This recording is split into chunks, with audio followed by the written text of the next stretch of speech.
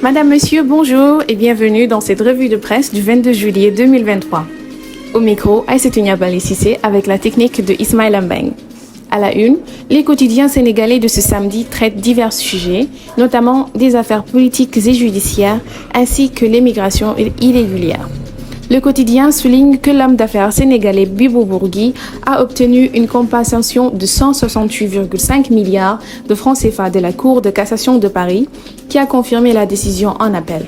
L'État du Sénégal devra dédommager Bibo Bourgui, qualifié de prête-nom de l'ancien ministre d'État Karim Wade par la Cour de répression contre l'enrichissement illicite.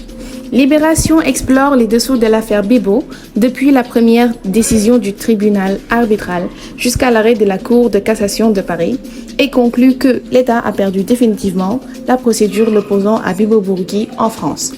Les Échos évoquent le recours en cassation des avocats d'Ousmane Sonko dans l'affaire en diffamation, l'opposant au ministre du Tourisme Mame Mbaye Niang.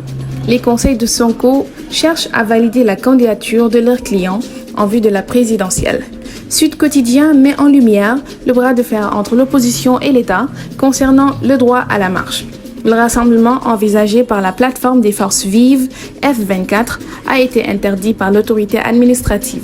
En politique, l'As Quotidien mentionne le ticket Abdoulaye Daouda Diallo, Aly Ngouille Ndiaye et Arouna Dia pour le choix du candidat du pouvoir à la présidentielle.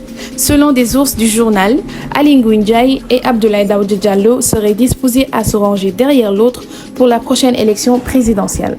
Et enfin, Enquête aborde le drame de l'immigration clandestine et rapporte que l'ONG Caminando Fronteras avance le chiffre de 778 morts ou disparus. Le phénomène de l'immigration irrégulière persiste en raison des mêmes causes profondes depuis 2006. C'est tout pour aujourd'hui. Excellente suite des programmes sur Sénégal TV.